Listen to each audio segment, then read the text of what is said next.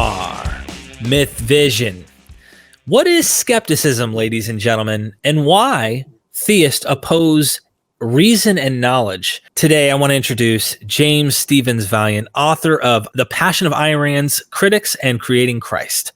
Make sure you guys check out the books in the description. But I also want to make note, he just made this comment, and it was very interesting.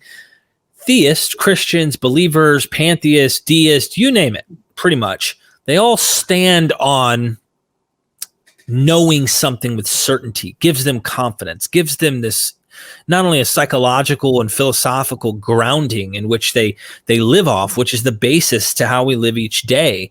But they feel very confident in that. And so they really want people like me, who is a skeptic. But what that means, you're going to need to pay attention to, because when I say a skeptic, I'm talking in terms of Jesus. I'm talking in terms of historicity. I'm talking in terms of doctrine. I'm talking in terms of an ancient manuscript, which is mythology to some degree.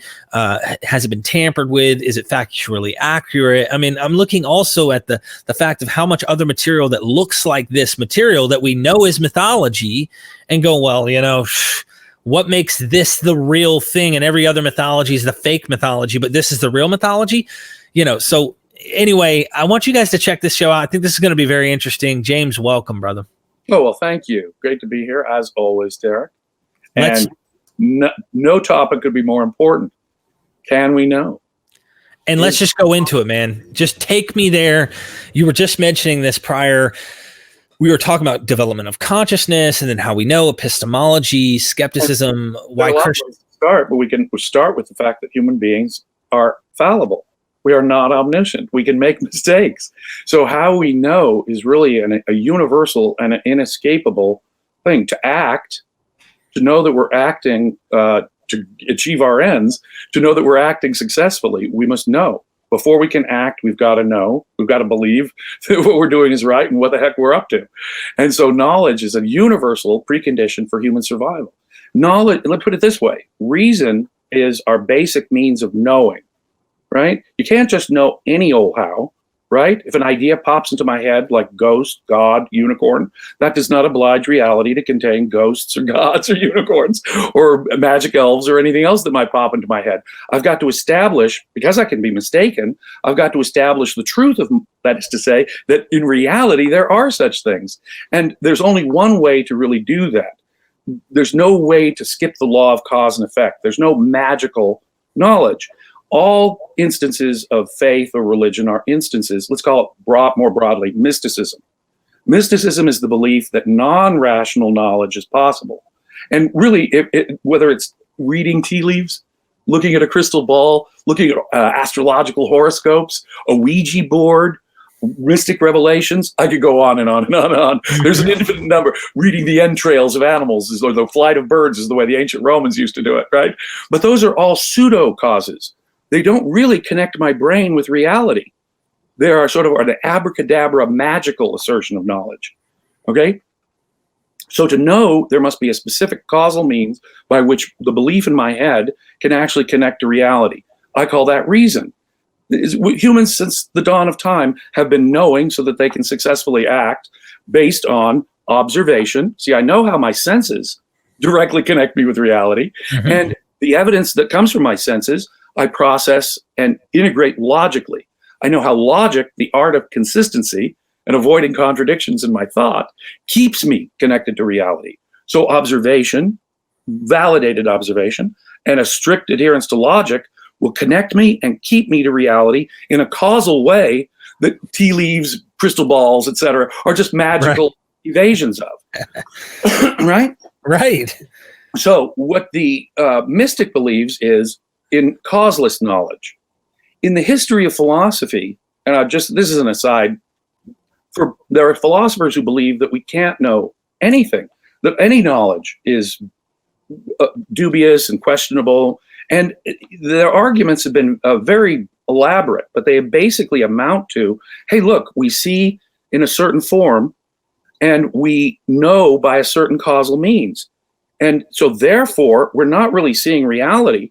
We're only seeing reality's effect on us. The red that I'm seeing in an apple is not really in the apple, but it's how my mind perceives the apple. So I'm never really perceiving the apple. So there, the argument of the universal skeptic is that the causal mechanism of knowing is an obstacle.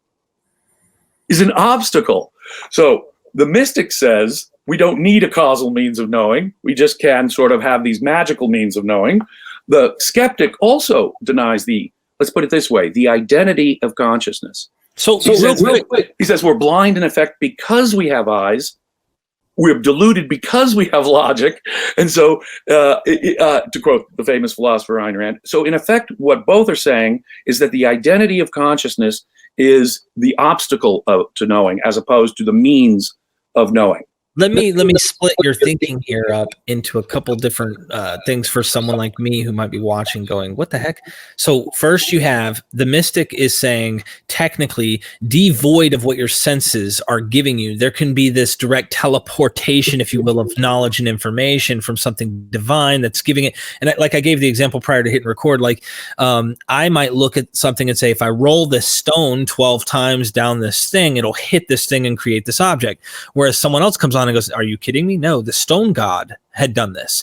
So someone else has a different explanation, divorce of me using my senses to roll a stone, or even if I'm not involved, a natural explanation on the conclusions and end goal, or even the cosmology of something's existence, like rocks and dirt and earth and water, elements, etc. They want to go back and back and back and go, well, we can't explain this, so therefore we got to make the leap. That's the God of the gaps idea and stuff. And our observation tells us in a basic way, in an immediate sort of way, that causality is true. Every time I drop a rock, it falls to the ground. I let go of a helium balloon, it goes up. mm-hmm. So I know that what a thing does will be consistent, but depend on the nature of that thing. Every time I drop a rock, it falls. Every time I let go of the balloon, it goes up. Or just floods only happen when it rains. Floods only happens when the snows melt in the mountains. They don't happen in the middle of droughts. So we develop a basic idea of causality from our first and most immediate observations of things. Indeed, we learn about the causality of consciousness the minute as a child we learn that closing our eyes doesn't make the world go away. I close my eyes, I hope, oh, it's still there. Therefore, it's up to my consciousness to submit to the facts. My consciousness is merely a means of knowing it, not a way of creating it. And so my knowledge must conform to reality. Existence comes first. Consciousness is simply a way of knowing it, which can be mistaken or not. Mm-hmm. Primitive humans did not, this is where the idea of gods come from. This is here we are at the causal explanation of all religion. Human beings assumed that nature was like us, possessing consciousness like us. And in fact, we are the only creatures, we evolved it naturally. Other creatures have consciousness, complex consciousness. So our consciousness is a natural, evolved thing. But nonetheless, it is a unique thing in nature. The sun does not leap up out on the horizon like we leap out of bed with a purpose, with a conscious purpose. And yet primitive people did not know that they were any different than the things around them. And so all of nature, the animism, all of nature is conscious, aware. It has thought and purpose like we do. That developed into a polytheism. The forces of nature are now associated with a specific human-like personality and consciousness. Does that make sense? Yeah. And when we realize that the forces of nature are interconnected, it becomes one God. There seems to be one, because everything is interconnected, everything seems to be working in coordination. Therefore, there must be one purpose, one consciousness behind it all. Look at this.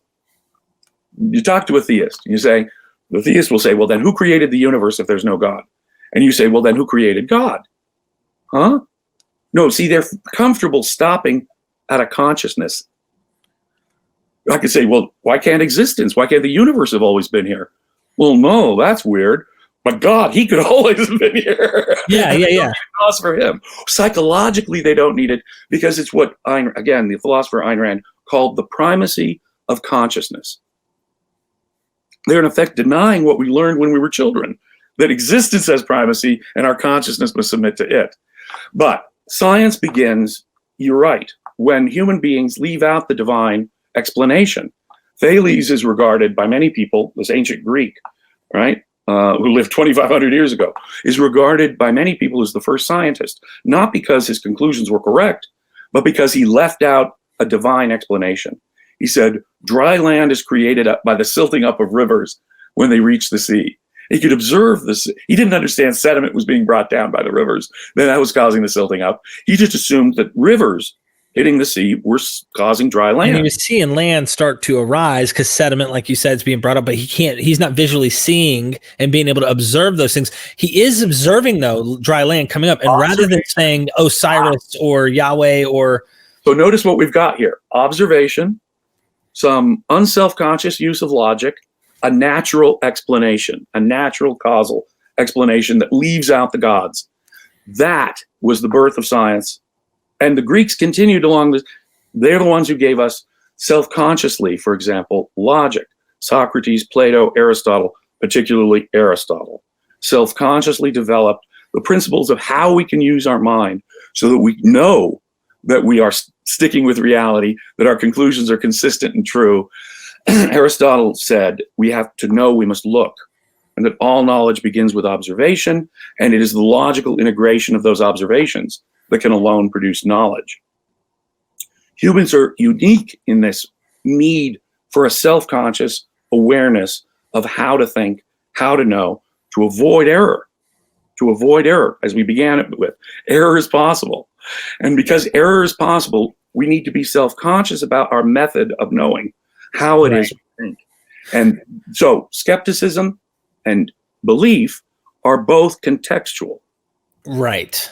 So let me make the statement, because you did make a great statement prior to hitting this record button, is that theists, Christians, you name it, doesn't matter. I always pick on Christians because I was one. So anyone who watches my shows goes, why do you always got to pick on Christianity? Well, I was one.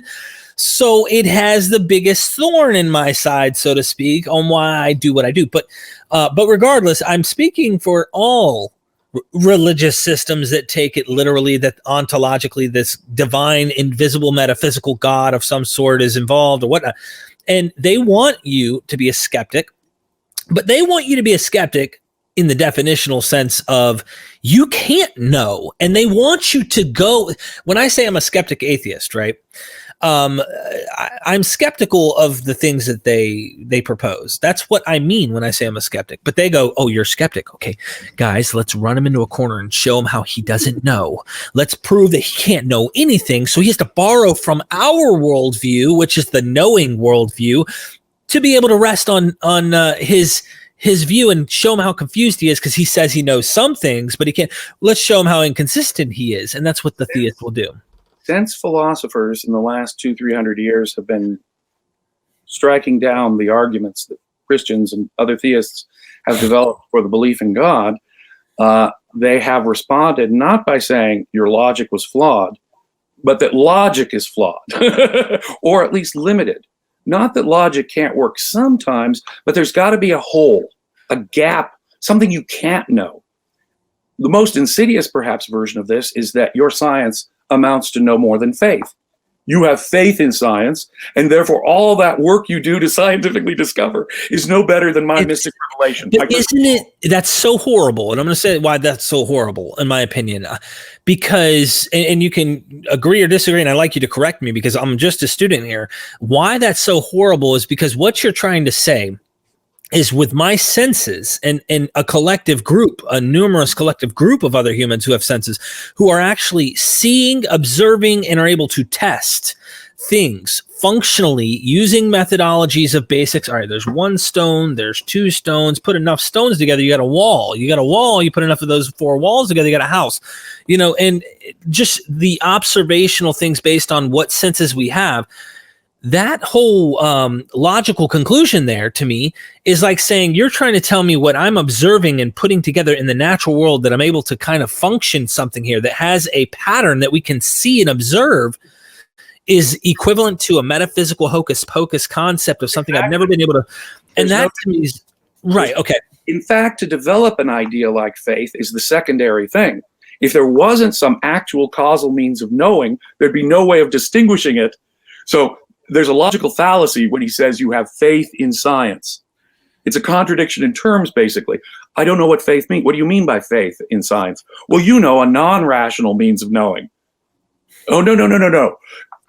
There's only one means of knowing, and it has to go by the cause and effect that knowing requires. Right. You have to look to know. You have to think to be sure. Right? They want to say that's no better, that your scientific experiments and your, careful validating observations, your rigorous logic, your mathematical equations are no better, no different than my mystical revelation, Paul, like the visions of Paul, taken up into the levels of heaven or something. My mystical visions are really just as valid. And that's in effect what they have to say. So the mystic must begin by saying that there's a hole in reason. There's a gap in your ability to know. And we're going to fill that gap with our mystical, magical, causeless knowledge. But there's really no way to even understand these other pseudo means of knowing unless there was a true causal means of knowing. So they're technically borrowing from they're borrowing from the reality worldview to conclude their faith view. Whereas I like what you said earlier, because when I try to go back to like the beginning, right? Did God create it, or did it always exist? It always exist. And for me, I do think that the universe always existed. I think it makes more sense. In some sense, yes, it did. Rather than to say, well, God created it, but where did God get created from, or who created God? Well, that's the point. You don't see Mr. Skeptic, Mr. Atheist. See, I like what you said, because to me, we have physical, observable material, or even just this universe that we can look at and observe and test and things. And we're going from things we can know with certainty, all right, with the five senses we have, to then we got to take a leap of faith outside of that. What's wrong with me suggesting the plausibility that things we know for certain exist now go back to a point where they no longer existed? I think we got really confused by the Big Bang Theory when a lot of people start talking about that. You see what I'm saying? Because prior to the Big Bang, there was no material. Let's back up a little bit. We need to talk a little bit, I think, about something, that big word, epistemology, the philosophy, a 25-cent word. It just means the theory of knowledge. Can we know, and how do we know? There's an underlying subject. What are the basic facts of reality, right? Call that metaphysics, right? The big abstract facts of reality. And to do that, we have to think about certain basic ideas that are certain, for example. What can we know? See, certainty that the mystics want is not the certainty that humans can really achieve. We're never going to be infallible. We're never going to be omniscient. We're never going to have everything from God's eye view, knowing everything synoptically all at once. What they want is unchangeable knowledge that never grows or gets added to. The final word, the absolute word. Well, that's not the kind of certainty that's possible. Changeless knowledge is a mystic idea in itself, right? Just as causeless knowledge is. We're always learning. So science is a constantly adding thing, additive process, a self-correcting process. And it's a limited thing, right? What we know takes considerable amount of effort to know. But some basic things have to be indubitable, have to be certain. My existence as such, right? That I'm conscious. Descartes said, I think, therefore I am. But really, you have to be before you can think, to correct Descartes, of course. But existence and consciousness are what we could call axiomatic metaphysical concepts, unavoidable.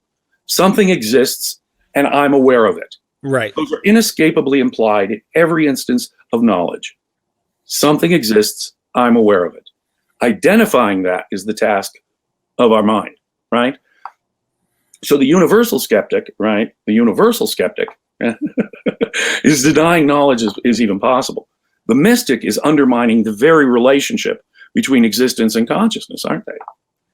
Let's look at now back up to metaphysical ideas like eternal or the infinite. Was the universe always here? Well, existence exists, right? In one sense. Right. Consciousness is simply the faculty of knowing it. To put a consciousness first is to get the order completely backwards. That's what I was going to say. How can we make how can we make the assumption that existence wasn't at one point when all we know is existence? So to make the assumption, well, at one point existence didn't exist till God or a being outside of this existence made this exist. I mean, like, let me ask you this question. Yeah. When did time begin? My opinion would be based, I mean, we have to observe the sun. And so we've come up with the subjective, if you will, perception of what time is in that reality. But if you're saying like observably, if we're able to backtrack based on what we know here, I don't think there was a beginning. Time measures motion. Right. And all of our measurements of time, for example, the earth spins on its axis in 24 hours, 1 day. Right. Earth goes around the sun in a certain amount that's 1 year. Right. Right. So time is a measurement of motion and a comparison of moving objects. So if I were to say, when did time begin? I'm stealing the concept of time, right, asking about time in the question of time. Well, that makes no sense. It's like time began at 3:45 compared to what? Right. No, it's a nonsensical assertion. Time, there is no when apart from time. And that's why I was going to say, I don't think there was. See, what we're doing is we're stepping outside and still retaining the concept that we have no business retaining. That's what I was going to say. But also I wanted to like kind of make, if we're going to play a hypothetical into that chamber of thought, for me, it's like if you wanted to use what we know as time and how we measure the motion of the sun going, the earth going around the sun, and just that measurement alone, there was no beginning of time, in my opinion. Even if you want to think, well, there was a Big Bang, I don't care. I believe that this is just my opinion, starting with what we know with certainty that existence is, and that this universe exists, and that the things we have around us exist. I just want to finish on this real quick because this is important. This is kind of where I'm going with it, is that I've heard of contracting and expanding universes. All right. How do we know? How can you assume that this isn't this going on? So when we say, when did time exist? I think what they're trying to say, and you know what they're trying to say, there was some finite point where everything began. And I don't necessarily think that. What do you mean? Like this specific universe is inflation? Because we may have been contracted and inflated multiple times, and the amount of time based on our anachronistic usage of knowing what time is, you know what I'm saying? So it's complicated, but I get what you mean. It's hard not to borrow. What we don't know is a great example here. Scientists, and it's a theory. It's a theory of physics. And it's a cutting-edge theory of physics, this Big Bang. We look at the expansion of stars in the galaxy and the expansion of galaxies. So we interpret it all goes back, and then we can hear the radiation, see the radiation from this initial explosion. So we know about this explosion. But do we know that there was something before this explosion or not? No. So we're going to drive a Mack truck through this ignorance. And that's the way mystics work. If we don't know something because we just simply don't know it, right, then we're going to fill it in with all this fantasy that we possibly can. Creation, God, blah, blah, blah, blah, blah, blah, blah, blah. Good scientists will never say the universe began with the Big Bang. They will say that what we observe about the galaxies and solar systems come from an initial explosion. Right. What for that, we don't know. That's a good... No, it's not an excuse to invent whatever fantasy you want with that. Absolutely. But time and space are so abused in this regard. Space doesn't exist apart from objects related in space. This book is apart from this phone by 3 feet. The 3 feet doesn't exist. The 2 objects exist. And the 3 feet is merely their relationship. There's not like there's space out there. There's stuff. There's stuff that's related in space. Right. Get rid of the stuff, there's no space. Get rid of the motion, there's no time. So you say to me, where is the universe? Nowhere. When did it begin? That's nonsensical. All times and all places are within the universe. Because all the stuff is in the universe. You ask me what caused the universe. Right. Well, by universe, I mean everything. There's nothing left over to be its cause. If we really mean universe, the one that is everything, even the stuff I don't know about. Let me ask you a question on that. And it cannot have a cause because there's nothing left over to be its cause. In other words, all causes and effects happen within the universe. All times are merely measurements of motions of In things the within the universe. All places are merely relationships between things within the universe. The universe isn't to the left of anything else, or to the top of anything else, or came after in time anything else. In fact, to even ask those questions is to ask gibberish, like what color is time? Right. Let me ask you one thing. This makes perfect sense.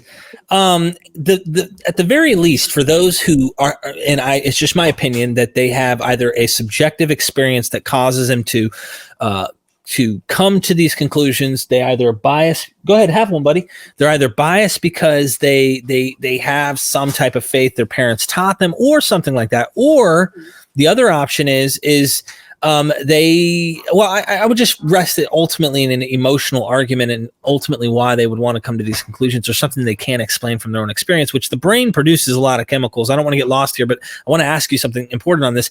Your brain can make you see things. Okay. There's chemicals in there that you would get in some of these extremely highly potent psychedelic type chemicals that can cause you to experience things. You go, that's not normal within the confines of this reality and this existence in the natural world.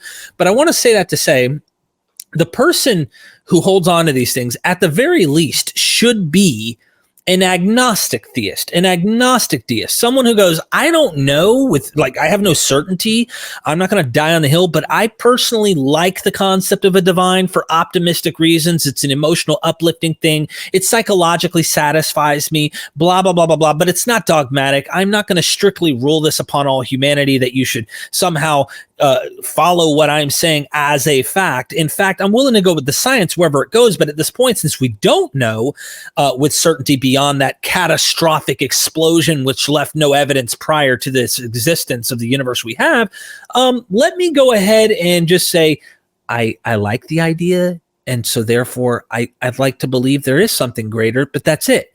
It's not that I know. Too many Christians and other believers want to say they know and that you can't know. Therefore, because you can't, but they can, that's a lie. They can't know either.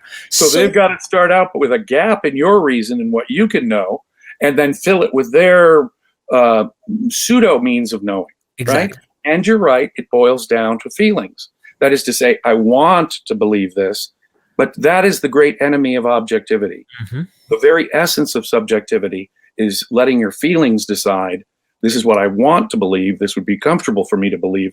That is the essence of subjective distortion. And that is one of the great fallacies in thinking, right? Is going by your emotions opposed to going by more rigorous observation and logic. 100%. Now, agnosticism, you brought up the agnosticism theism issue. They're two different issues altogether, aren't they? Atheist, theist is a black and white binary choice. It describes everybody. You either have an active, present, positive belief in God, or you do not. The degree of knowledge, the certainty degree is irrelevant. If you are certain, or if you think it's just probable that there's a God, you're a theist. If you don't possess that, even the agnostic who says, we can't know, or I don't know, not knowing is not believing. Not knowing is not believing. If I say, I don't know whether there's a mouse in the next room crawling around and eating the cheese, I'm not asserting a belief about the mouse at all, am I? Not knowing is not believing, and the agnostic wants to pretend. See, atheism doesn't ask why you don't believe in God. Right. Newborn babies don't believe in God, simply because they've never heard of the idea before. So it doesn't ask why the idea isn't active and present in your mind. So newborn babies, agnostics are usually cowardly atheists. They don't actually believe in God, but they don't want to admit it. Yeah, no, I'm with you. Like I'm totally comfortable with the title atheist, even though there's baggage, right? Like I'm 100% comfortable with letting people know. I'm very careful.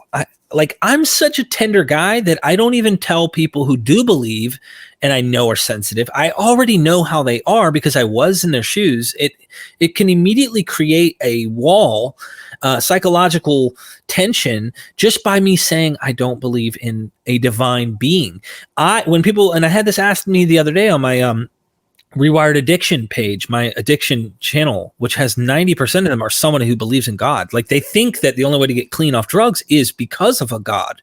And this is how it is. And they asked, one guy came on and goes, man, I love your MythVision stuff. And I'm like, yeah, I kind of keep them separated, but I'm okay with talking briefly. But he said, I got to ask you, do you believe in a higher power? Now, you're asking me on a totally different platform where 90% of the people watching are believers in something, even the ones who are suffering right now. It might cause them more harm. Even the way I'm looking at it, it's like I'm not an anti-theist to the point where I'm willing to hurt other people and go beyond when I know psychologically or emotionally they're in that bubble. In fact, me being kind and patient might allow them to take the consideration of what I'm saying versus being harmful. That's my method. Oh man, you make a really, really good point here. We know so that we can successfully act. Mistakes are dangerous because we need to act on correct knowledge. A mistake can be life and death. A mistake of any kind is going to cause us problems.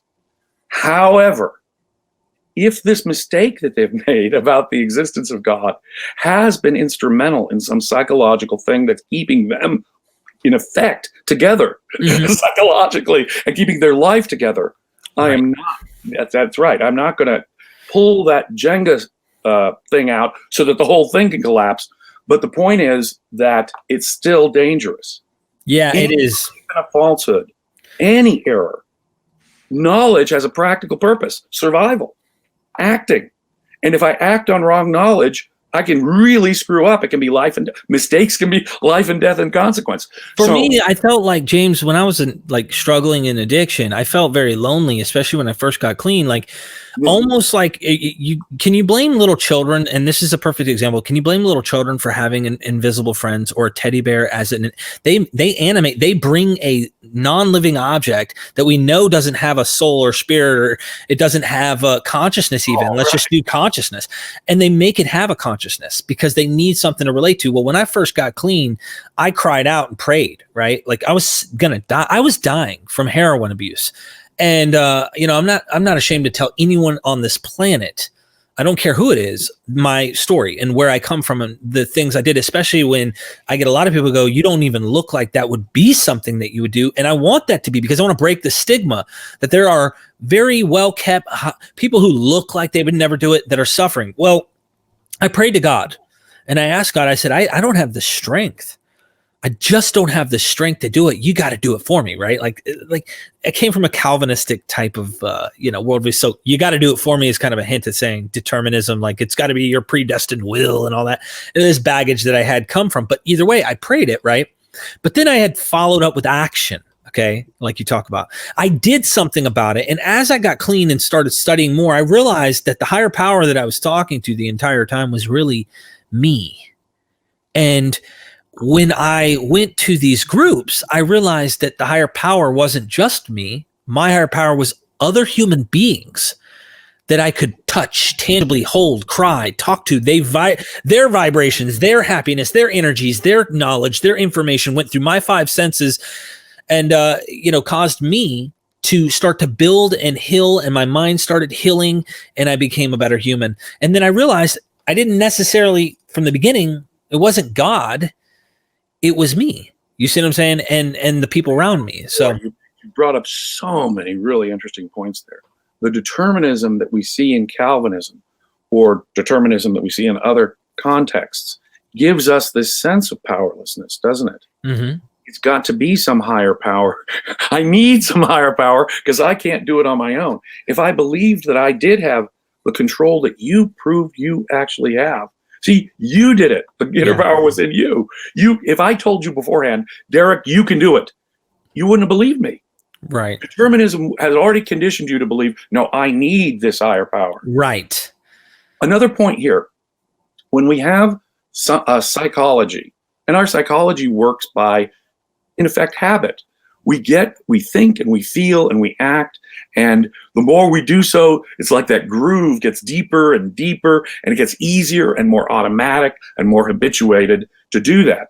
To change our behavior, to actually get out of that groove, right? requires a reconditioning. Exactly. New actions. And that might make us feel like what I am is that groove. And so what God is the ability to get me out of that groove. Right. Even though it's something within your own mind, this higher power helps you get out of that groove and start a new pattern of behavior. And that's where the Christian will say, see, when you prayed that prayer, this is how they are even to this day. And I'm not going to knock them because I get it. But like they'll say, well, see that prayer that you prayed, Derek, you didn't realize that was God. And we might even get comments in the comment section about this. Alienate you from that previous habit. Right. Part of the problem with a label, if I were to label you an addict, diseased addict, you might, well, that's my condition. There's nothing I can do about it. Okay. So to get us out of that label, right, we need to dissociate something that's part of us from ourselves. I'm not that problem. I'm not that addiction. Right. And that dissociation of ourselves from that bad habit, from that bad way of thinking, from that addiction or whatever else it is, psychological issue. To dissociate ourselves from that, I am not that, right? Right. That's what needs to happen. So if God, this higher power, is how we dissociate, that's how it's working, you see, to say, I'm different. I can look at my problem objectively from a distance. It's not me. The addiction is not me. I can play the tape forward. Mm-hmm. I don't have to have that drink or shoot the heroin. I can play the tape forward. That's not me. I am this other thing that's thinking, choosing, and deciding not to go with that old habit. That's exactly how I am now. But look, I didn't want to spend too much time on this because we really can. Yeah, they're very connected. Let me ask you back to the title. What is skepticism?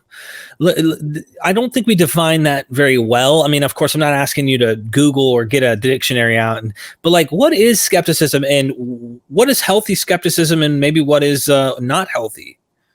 Skepticism really amounts to simply in one sense, it really means a critical mind. Some things are true, some things are not true. Mm-hmm. For me to know it requires a specific method. So if I mean skepticism in the healthy sense, it's a contextual thing. Have I sufficient knowledge, evidence, argumentation, logic, demonstration to know and it bears the burden of proof. Any assertion that something is the case bears a heavy burden of proof. It's got to establish itself by the causal means of knowing, as we were saying earlier. The correct view of skepticism, the valid, I'm skeptical about the idea of God. What we're saying is the causal means has not been satisfied. That is to say, I am unable to know this. And that must be the default position. Until it is demonstrated, I don't know. Right? To know anything requires demonstration, proof, positive. Right. And whereas universal skepticism, the idea that humans can't know anything, or that that reason is incompetent to know, or has limitations on knowing, that we would call universal skepticism. The belief that knowledge is impossible. And this is exactly what Christians apply the universal skepticism to morality on. They want you to act like if you don't believe in their form of morality, or if you stand firm on certain moralistic principles, well, we evolved from previous species. There is no moral absolutes, therefore. And what they're doing is they're painting like as if unless you are an absolutist, someone who is not a skeptic, because they're trying to make you not a skeptic, or they're trying to make you their version, I call an unhealthy skeptic, someone who can't know anything at all. Well, I don't know. Let me go murder my mom right now. Let me go kill my mom. Naturally speaking, doesn't come natural to me. It doesn't come natural to a lot of people. There might be some very rare situations where someone does something out of the usual, but even in the complete natural explanation of human evolution and whatnot, I personally just don't see sons killing moms as a common normal thing. And maybe at one point in our past, this was something more common, son killing the father to take over the tribe or something. That's probably back then, but today we all probably have descend from tribes that engaged in human sacrifice and cannibalism. Right. Parents killing their children. That sure doesn't seem natural. Yeah, You point out to Abraham, don't sacrifice Isaac, if folks weren't sacrificing their children to appreciate the God. right. So this is back to those mistakes can be life or death stuff. Ethics is a science. If it's not a science like other things, then it is just nonsense. Yeah. The idea that somehow we need God to ground absolute or objective ethics is nonsensical on its face. Obeying the whims of God is not having an objective ethics, is it? If God can test Abraham and say, go kill your son, because morality consists of obedience to God and doing whatever God says, no, sorry. Killing children is wrong, whether God says so or not. And then, morality, let me finish this. Giving morality a grounding in God is just as subjective as the immoral person who's killing people, raping people, molesting children, and shooting up drugs all day. There is no moral difference between the rank subjectivist and the mystic absolutist. For the mystic absolutist isn't giving me objective grounding at all. He's saying, obey God, whatever God is. And God, since God can speak through revelations, if I hear the voice of God telling me to kill children, well, gosh, I may as well do that, because that's what the grounding of ethics. If it's a burning bush that's telling me what's right and wrong, or it's the finger of God coming down on Mount Sinai, well, how is that an objective basis for ethics? No. Ethics, properly understood, right? Properly understood has to do with life on earth. Ethics, people have choices. People can make bad decisions. Yeah. And so we need guidance, ethical guidance. Why is it that murder is wrong? Why is it that murder is wrong? Why is it that my initiation of violence against other humans is always wrong? Well, it goes back, in my view, to the human mind, to our tool of survival, to our tool of knowledge. If reason is our only means of knowing, if knowing is our only sound basis for acting, right? Then reason is our basic tool of survival. If reason is our basic tool of survival, then everything that destroys my capacity to think is anti-life. My morality consists of the application of reason to the problem of survival. My standard of ethics is human life. That which promotes and advances human life is the good, and that which kills it or hurts it is the bad. I use human life as the standard. Yeah. Thinking is the basic tool of survival, and therefore thinking must be the primary virtue. All virtue, in effect, this is again Ayn Rand, all virtue, in effect, is the application of reason to the problem of survival. Physical force, if I were to coerce you, I have invalidated your mind. I've made your mind irrelevant. See, the dictator can say, everyone point his gun, everyone obey me. Right. What he's done is he's shut down everyone else's reason, thinking, judgment. Only his thinking matters. Freedom, the freedom from violence and coercion, is the only way to maximize the operation of reason in society. I like what you said earlier, James, about the subjectivity. Back up. Whether you agree with what I've just outlined there or not, ethics is a naturalistic thing with an earthly purpose, human life. Human life is a conditional thing. It requires that we know what we're doing. And there are universal principles of behavior, such as respect other people's rights, because that's the nature of human beings. We prosper and thrive when we don't coerce one another. See, animals can only use force with one another, violence with one another. Humans, we have persuasion. We can cooperate voluntarily. And since we can, we must, because that's the only way to maximize the use of reason in society. In other words, my freedom to think requires that I recognize your freedom to be mistaken. If you can't be mistaken, I don't have freedom of thought. Therefore, force must be banned from society, and all human interaction must be voluntary. That is the only way for any individual to apply reason to his own survival, and for society as a whole to maximize the use of reason. I really, really, really like that. I like that. I mean, we've evolved out of that, of course, out of previous.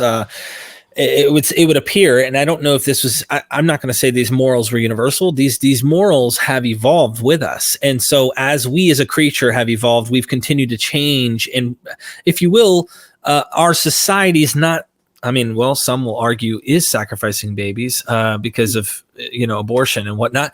More sophisticated argument. But, the thing is here, I think the point here is right. that a lot of atheists will dismiss religion and the entire project of religion as nonsense.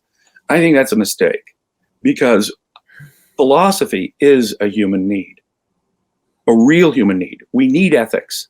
We need to discover ethics. And ethics, like any other science, as you point out, we learn and we grow. Ancient religion did have important truths.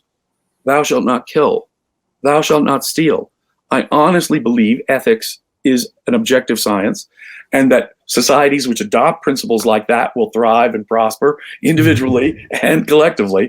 So that should be our measurement. That should be our measurement of standard. What not only when you apply these philosophical moralistic principles to the society, if it prospers, there's your evidence on what is right. If and in fact, that's how it worked. Societies that did adopt principles like that, don't kill, don't steal, prospered and thrived over those primitive human societies which didn't, and that's why they lasted.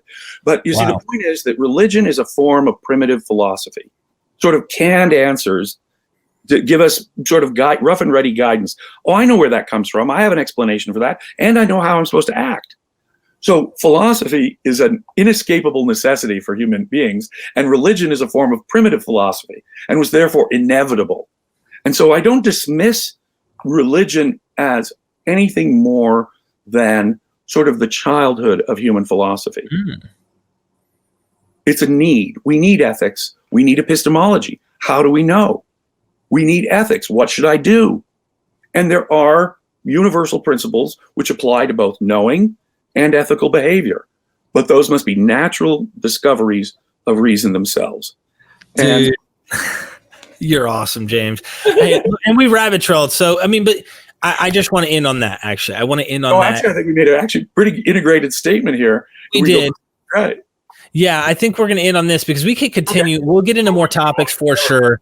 Yeah. Ladies and gentlemen, make sure you go check out the description. Get the book, Creating Christ. You kind of wonder, how did Rome play a role, or did Rome have a role in the development and creation, if you will, of Christianity? Creating Christ. Go down in the description, get the book, show my friends some love.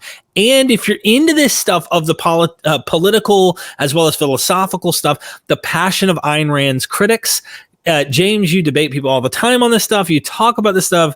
I love you, man. Like, seriously, I'm not even kidding you. And my respect for you, Derek, really knows no bounds. You have the best podcast on religion, bar none. If anyone is interested in religion, it's the history of religion, especially Christianity and Judaism, your podcast is the go-to site. Please like, subscribe, comment, support. If you like it, go to the Patreon, support it. Derek is doing, I'm an atheist. Derek's doing the Lord's work. Don't forget, we are MythVision.